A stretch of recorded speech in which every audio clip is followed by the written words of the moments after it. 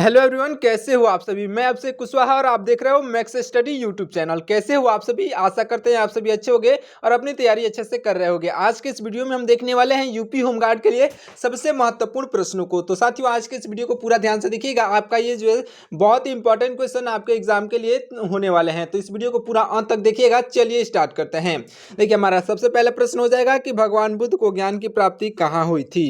याद रख लीजिएगा, भगवान बुद्ध को ज्ञान की प्राप्ति जो है यह बोध गया में हुई थी। साथियों, ऑप्शन नंबर का ए यहाँ पर बोध गया दिया गया है, जो कि भगवान बुद्ध को ज्ञान की प्राप्ति बोध गया में हुई थी। अगला प्रश्न देखिए, हमारा अगला प्रश्न क्या है, ध्यान से देखिएगा। आर्य समाज की स्थापना किसने की थी। याद रख लीजिएगा साथियों, आर्य समाज की स्थापना जो है स्वामी दयानंद सरस्वती ने की थी। आपका ऑप्शन नंबर बी पर दिए गए हैं स्वामी दयानंद सरस्वती, जो कि आपका ऑप्शन नंबर बी पर दिए गए हैं, तो आपका राइट आंसर ऑप्शन नंबर का बी हो जाएंगे। अगला प्रश्न है हमारा, ध्यान से देखिएगा। पंजाबी भाषा की लिपि कौन सी है। साथियों, पंजाबी भाषा की लिपि जो है यह गुरुमुखी है। याद रख लीजिएगा, गुरुमुखी। आपका ऑप्शन नंबर जो है बी पर दिया गया है। इस क्वेश्चन का बिल्कुल राइट आंसर हो जाएगा, अच्छे से याद रखिएगा। अगला प्रश्न है हमारा, भारत की मुख्य भूमि का दक्षिणतम किनारा या फिर बिंदु कौन सा है।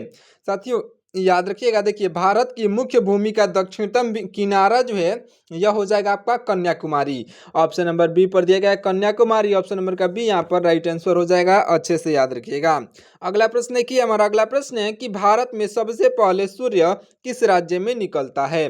देखिए, भारत में सबसे पहले सूर्य जो है अरुणाचल प्रदेश में निकलते हैं। ऑप्शन नंबर का बी यहाँ पर, ऑप्शन नंबर का सी, सॉरी दोस्तों, देखिए आपका ऑप्शन नंबर का सी यहाँ पर राइट आंसर हो जाएगा।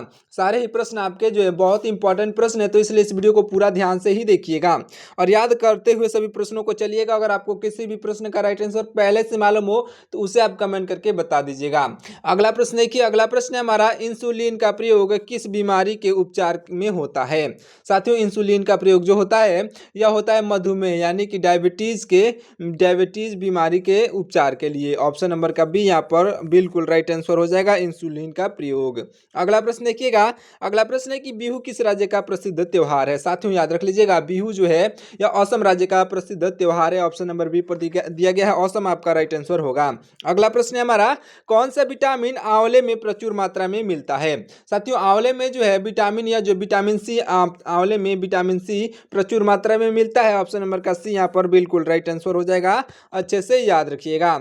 अगला प्रश्न देखिएगा, अगला प्रश्न हो जाएगा हमारा, भारत का प्रथम गवर्नर जनरल कौन था। साथियों, हमारे भारत देश का प्रथम गवर्नर जनरल जो था साथियों, लॉर्ड विलियम वेटिंग था।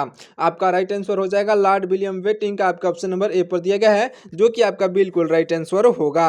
अगला प्रश्न देखिएगा, हमारा अगला प्रश्न हो जाएगा कि कागज का आविष्कार किस देश में हुआ था। साथियों, कागज का आविष्कार जो हुआ था चीन में हुआ था। याद रख लीजिएगा, कागज का आविष्कार चीन में हुआ था और सबसे पहले कागज की मुद्रा यानी कि जो जो नोट बनाए गए थे सबसे पहले ही चीन में ही बनाए गए थे। कागज के नोट सबसे पहले चीन में ही बनाए गए थे, ये भी आप अच्छे से याद रखिएगा। अगला प्रश्न देखिएगा, हमारा अगला प्रश्न है कि गौतम बुद्ध के बचपन का नाम क्या था। साथियों, गौतम बुद्ध के बचपन का नाम जो था यह था सिद्धार्थ। याद रख लीजिएगा, ऑप्शन नंबर बी पर दिया गया है गौतम बुद्ध के बचपन का नाम सिद्धार्थ था, तो इसे आप अच्छे से याद रख लीजिएगा। अगला प्रश्न देखिए, अगला प्रश्न है हमारा, भारत का सर्वोच्च सेनापति कौन होता है। साथियों, भारत का सर्वोच्च सेनापति जो है, भारत का सर्वोच्च सेनापति होते हैं ऑप्शन नंबर का बी यानी कि राष्ट्रपति होते हैं। इसे आप अच्छे से याद रखिएगा, राष्ट्रपति आपके राइट आंसर होंगे।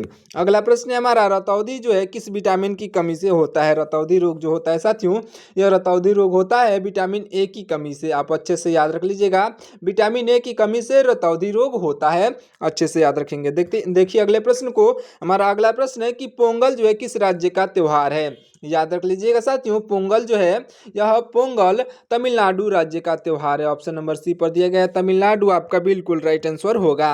अगला प्रश्न है हमारा, ध्यान से देखिएगा, यह जो है भांगड़ा किस राज्य का लोक नृत्य है। साथियों, भांगड़ा जो है यह भांगड़ा पंजाब का लोक नृत्य है, जो कि आपका ऑप्शन नंबर ए पर दिया गया है पंजाब। इस क्वेश्चन का बिल्कुल राइट आंसर होगा। अगला प्रश्न है हमारा, टेलीविजन का आविष्कार किसने किया था। साथियों, टेलीविजन के आविष्कारक जो है यह टेलीविजन के आविष्कारक हो जाएंगे ऑप्शन नंबर के बी यानी कि John Logie Baird, John Logie Baird जो कि टेलीविजन के आविष्कारक कहे जाते हैं। अगला प्रश्न है हमारा, भारत की पहली महिला शासिका कौन थी? याद रख लीजिएगा, हमारे भारत देश की पहली महिला शासिका जो थी यह थी रजिया सुल्तान। याद रख लीजिएगा, ऑप्शन नंबर बी पर दिया गया है रजिया सुल्तान राइट आंसर होगा। अगला प्रश्न देखिए, अगला प्रश्न है कि मछली किसकी सहायता से सांस लेती है? साथियों मछली जो है यह मछली गलफड़ों की सहायता से सांस लेती है, जिसे हम लोग इंग्लिश में गिल्स कहते हैं, याद रखिए। अगला प्रश्न है हमारा, इंकलाब जिंदाबाद का नारा किसने दिया था? ये साथियों इंकलाब जिंदाबाद का नारा किसने दिया था? तो राइट आंसर हो जाएंगे ऑप्शन नंबर के B Bhagat Singh, option number के B Bhagat Singh right answer होंगे। अगला प्रश्न है हमारा, जालियांवाला बाग हत्याकांड कब और कहां हुआ था? ये इंपॉर्टेंट क्वेश्चन है साथियों।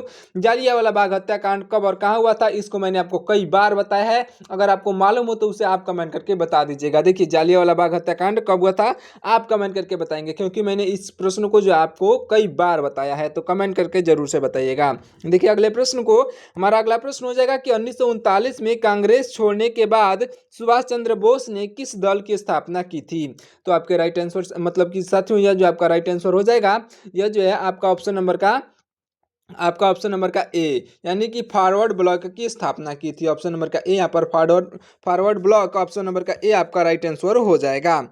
अगला प्रश्न देखिएगा, हमारा अगला प्रश्न हो जाएगा, पंजाब केसरी किसे कहा जाता है? साथियों पंजाब केसरी जो कहा जाते हैं, यह कहे जाते हैं लाला लाजपत राय। याद रख लीजिएगा, लाला लाजपत राय को जो पंजाब केसरी के नाम से जानते हैं, याद रखिएगा। अगला प्रश्न हो जाएगा हमारा, ध्यान से देखिएगा, अगला प्रश्न हो जाएगा कि सैंडर्स की हत्या किसने की थी? साथियों सैंडर्स की हत्या करने वाले भगत सिंह हो जाएंगे, जो कि आपके ऑप्शन नंबर बी पर दिए गए हैं, भगत सिंह राइट आंसर होंगे।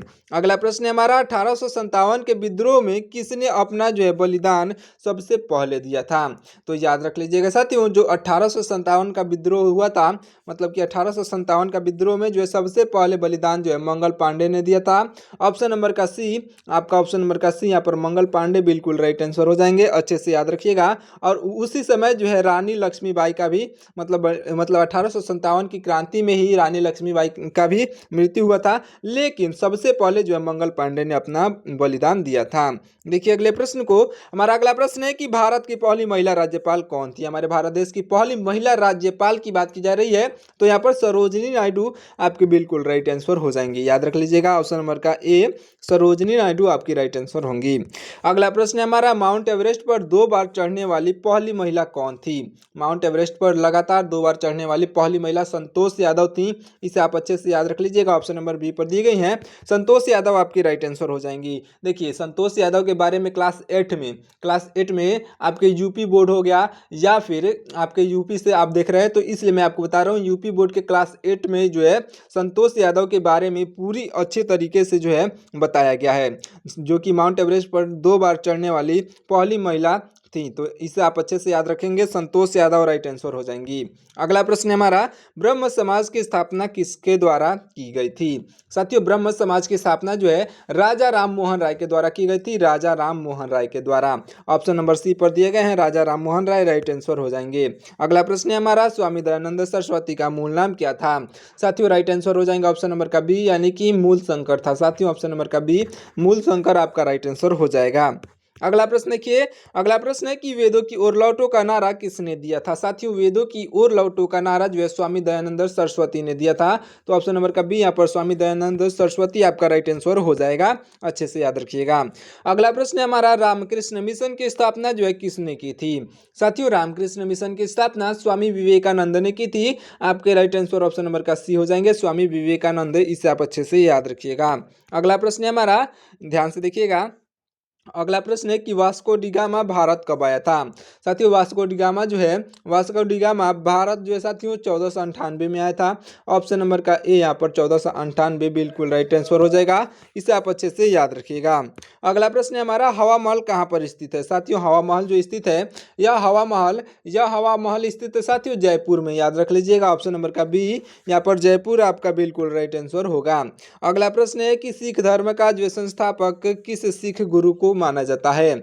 याद रख लीजिएगा साथियों, गुरु नानक को माना जाता है। ऑप्शन नंबर के बी यहाँ पर गुरु नानक जी आपके बिल्कुल राइट आंसर हो जाएंगे, सिख धर्म के संस्थापक।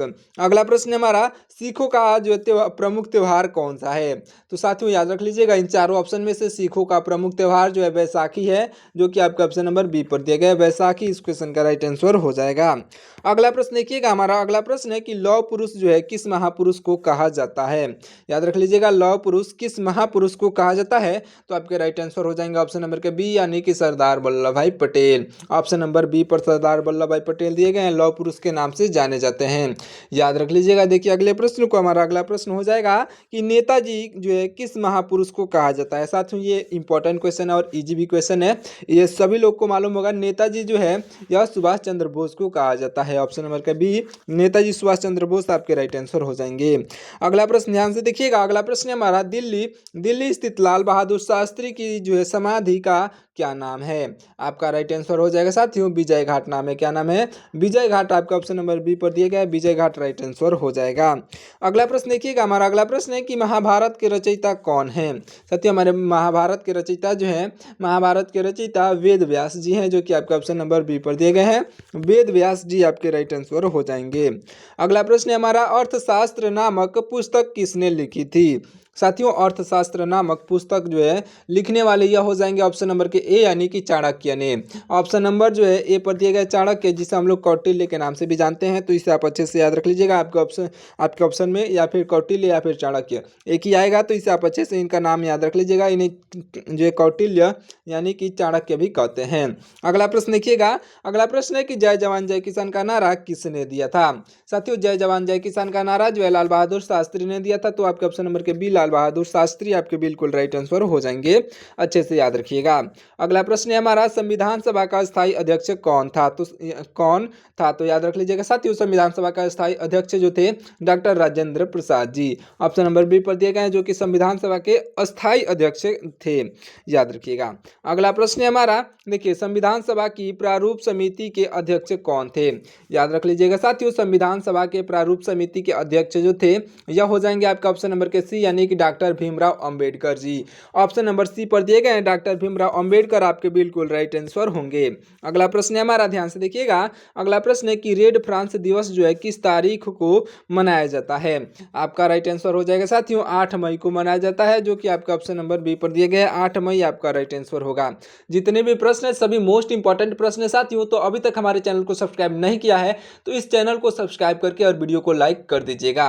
वीडियो को लाइक करना ना भूलिएगा साथियों, क्योंकि आप इस वीडियो को एक लाइक करते हैं तो हमें मोटिवेशन मिलता है और भी ऐसे ही मोस्ट इंपॉर्टेंट क्वेश्चंस को लाने के लिए, तो हमारे इस वीडियो को लाइक जरूर से कर दीजिएगा। देखिए अगले प्रश्न को, हमारा अगला प्रश्न है कि सूर्योदय का देश के नाम से कौन सा देश प्रसिद्ध है? साथियों सूर्योदय के देश का नाम से जो है यह जापान प्रसिद्ध है, यानी कि सबसे पहले जो है यहीं पर सूर्य उदय उदित होते हैं, इसलिए जो है जापान सूर्य उदय का देश के नाम से प्रसिद्ध है। अगला प्रश्न देखिएगा, हमारा अगला प्रश्न है कि अंतर्राष्ट्रीय महिला दिवस जो है किस तिथि को मनाया जाता है? साथियों अंतर्राष्ट्रीय महिला दिवस 8 मार्च को मनाया जाता है, जो कि आपके ऑप्शन नंबर ए पर दिया गया है, 8 मार्च राइट आंसर हो जाएगा, अच्छे से याद रखिएगा। अगला प्रश्न देखिएगा, अगला प्रश्न है हमारा, क्षेत्रफल की दृष्टि से भारत में सबसे छोटा राज्य कौन सा है? साथियों क्षेत्रफल की दृष्टि से हमारे भारत देश में जो है सबसे छोटा राज्य यह हो जाएगा गोवा, याद रख लीजिएगा। ऑप्शन नंबर का बी यहाँ पर गोवा जो है आपका राइट आंसर हो जाएगा। और क्षेत्रफल की दृष्टि से भारत का सबसे बड़ा राज्य जो है यह हो जाएगा साथियों, सबसे बड़ा राज्य आपका राजस्थान, इसे भी आप अच्छे से याद रखेंगे। अगला प्रश्न है हमारा, ओणम जो है किस राज्य का प्रसिद्ध त्योहार है? साथियों ओणम जो है यह केरल का, ओणम जो है केरल का प्रसिद्ध त्योहार है, यानी कि ऑप्शन नंबर का बी यहाँ पर आपका बिल्कुल राइट आंसर हो जाएगा, अच्छे से याद रखिएगा। अगला प्रश्न है हमारा, दिल्ली भारत की जो है राजधानी कब बनी थी? साथियों देखिए दिल्ली भारत की राजधानी जो बनी थी, यह दिल्ली जो है भारत की राजधानी 1911 में बनी थी। आप अच्छे से इसे याद रखिएगा। दिल्ली हमारे भारत देश की राजधानी की बात की जा रही है, अच्छे से याद रखिए, माइंड में सेट कर लीजिए। दिल्ली हमारे भारत देश की राजधानी 1911 में बनी थी। अगला प्रश्न देखिएगा, हमारा अगला प्रश्न हो जाएगा कि सबसे चमकीला ग्रह कौन सा है। साथियों सबसे चमकीला ग्रह जो है शुक्र ग्रह है, जो कि आपका ऑप्शन नंबर बी पर दिया गया है। ऑप्शन नंबर का बी यहाँ पर बिल्कुल राइट आंसर हो जाएगा। अगला प्रश्न देखिएगा, अगला प्रश्न है हमारा, भारत का राष्ट्रीय जलीय जीव कौन सा है। हमारे भारत देश का राष्ट्रीय जलीय जीव जो है यह साथियों गंगा डॉल्फिन है, जो कि आपका ऑप्शन नंबर ए पर दिया गया है। गंगा डॉल्फिन आपका बिल्कुल राइट आंसर हो जाएगा, अच्छे से याद रखिएगा। अगला प्रश्न है हमारा, कार्बन का सर्वाधिक शुद्ध रूप कौन सा है। साथियों कार्बन का सर्वाधिक शुद्ध रूप जो है यह हो जाएगा आपका हीरा, याद रखिएगा। कार्बन का सर्वाधिक शुद्ध रूप हीरा है, जो कि आपका ऑप्शन नंबर बी पर दिया गया है। हीरा भी जो है कार्बन से मिलकर बना होता है। अगला प्रश्न है हमारा, एक्सरे का आविष्कार किसने किया था। साथियों एक्सरे के आविष्कारक जो हैं यह हो जाएंगे आपके ऑप्शन नंबर के बी, यानी कि रोंटजन हो जाएंगे। ऑप्शन नंबर बी पर दिए गए हैं रोंटजन, आपके बिल्कुल राइट आंसर होंगे, याद रखिएगा। अगला प्रश्न है हमारा, किस धातु का प्रयोग जो है मानव द्वारा सबसे पहले किया गया था। साथियों मानव द्वारा सबसे पहले जो प्रयोग किया गया था तांबा का। ऑप्शन नंबर का बी, यहाँ पर तांबा धातु आपका राइट आंसर हो जाएगा, याद रखिएगा। तांबा का प्रयोग सबसे पहले किया गया था। अगला प्रश्न है हमारा, अंतरिक्ष यात्री को जो है बाह्य आकाश कैसा दिखाई पड़ता है। यानी कि अंतरिक्ष यात्री को बाह्य यानी कि बाहरी से जो आकाश कैसा दिखाई देता है, तो आपका राइट आंसर हो जाएगा साथियों आपका ऑप्शन नंबर का सी, यानी कि काला दिखाई देता है। ऑप्शन नंबर का बी, ऑप्शन नंबर का सी यहाँ पर काला आपका बिल्कुल राइट आंसर हो जाएगा, अच्छे से याद रखिएगा। अगला प्रश्न देखिए, अगला प्रश्न है हमारा, महात्मा गांधी की जो है समाधि का क्या नाम है। साथियों महात्मा गांधी की समाधि का नाम जो है यह राजघाट है, याद रख लीजिएगा। महात्मा गांधी की समाधि का नाम राजघाट है, जो कि आपका ऑप्शन नंबर सी पर दिया गया है। राइट आंसर ऑप्शन नंबर का सी हो जाएगा। अगला प्रश्न है हमारा, भारत में पहली रेल कहां से कहां तक चली थी। साथियों हमारे भारत देश में पहली रेल जो चली थी यह चली थी मुंबई से ठाणे के बीच में। ये भी प्रश्न आपके लिए इंपॉर्टेंट प्रश्न हो जाता है। देखिए भारत में जो पहली बार रेल जो है मुंबई से ठाणे के बीच में चली थी। अगला प्रश्न देखिएगा, हमारा अगला प्रश्न हो जाएगा कि भारत में पहली बार मेट्रो रेल सेवा किस नगर में आरंभ की गई थी। आपका राइट आंसर हो जाएगा साथियों, भारत में पहली बार मेट्रो रेल सेवा जो है यह आरंभ की गई थी कोलकाता में। ऑप्शन नंबर का सी यहाँ पर कोलकाता आपका बिल्कुल राइट आंसर हो जाएगा, तो इसे भी आप अच्छे से याद रखिएगा। अगला प्रश्न देखिए, अगला प्रश्न है हमारा, भारत में रेल का आरंभ जो है किस वर्ष हुआ था। तो भारत देश में रेल का आरंभ जो हुआ था यह हमारे भारत देश में रेल का आरंभ 1853 में हुआ था, जो कि आपका ऑप्शन नंबर ए पर दिया गया 1853 राइट आंसर होगा। अगला प्रश्न है कि भारत की प्रथम महिला मुख्यमंत्री कौन थी। याद रख लीजिएगा साथियों, हमारे भारत देश में जो प्रथम महिला मुख्यमंत्री बनी थी यह थी आपके ऑप्शन नंबर का बी, यानी कि Sucheta Kripalani. Option number B पर दी गई है सुचेता कृपलानी, आपकी बिल्कुल राइट आंसर हो जाएंगी। अगला प्रश्न देखिएगा, अगला प्रश्न है कि भारत में किस खेल में जो है ओलंपिक खेलों में 8 बार जो है स्वर्ण पदक जीता है। देखिए भारत ने किस खेल में, ये जो बात की जा रही है कि भारत में किस खेल में जो है ओलंपिक खेलों में जो है 8 बार स्वर्ण पदक जीता है, तो आपका राइट आंसर हो जाएगा ऑप्शन नंबर का सी, यानी कि हॉकी में। किस खेल में, तो ऑप्शन नंबर का सी हॉकी आपका राइट आंसर हो जाएगा। इसलिए हमारे भारत देश का जो है राष्ट्रीय खेल भी हॉकी है। देखिए अगला प्रश्न है कि भारत ने आखिरी बार हॉकी में जो है स्वर्ण पदक कहाँ और कब जीता था। तो याद रख लीजिएगा साथियों, आपका राइट आंसर हो जाएगा ऑप्शन नंबर का ए, यानी कि 1980 में, जो कि मास्को में था। ऑप्शन नंबर का ए यहाँ पर 1980 में यहाँ पर मास्को आपका राइट आंसर हो जाएगा। अगला प्रश्न है हमारा, ध्यान से देखिएगा, ओलंपिक खेलों का जो आयोजन कितने वर्षों के अंतराल पर होता है, यानी कि कितने वर्षों के बाद होता है। तो साथियों याद रख लीजिएगा, ओलंपिक खेलों का जो है आयोजन होता है यह 4 वर्ष के अंतराल पर होता है। ऑप्शन नंबर का सी यहाँ पर 4 वर्ष बिल्कुल राइट आंसर होगा। अगला प्रश्न है हमारा, अंतर्राष्ट्रीय ओलंपिक समिति का मुख्यालय कहाँ पर स्थित है। आपका राइट आंसर हो जाएगा साथियों ऑप्शन नंबर का सी, यानी कि लुसाने में, जो कि स्विट्जरलैंड में है। लुसाने आपका ऑप्शन नंबर का सी यहाँ पर स्विट्जरलैंड राइट आंसर हो जाएगा, अच्छे से याद रखिएगा। अगला प्रश्न है हमारा, सन 2012 में जो है ओलंपिक खेल कहाँ हुए थे।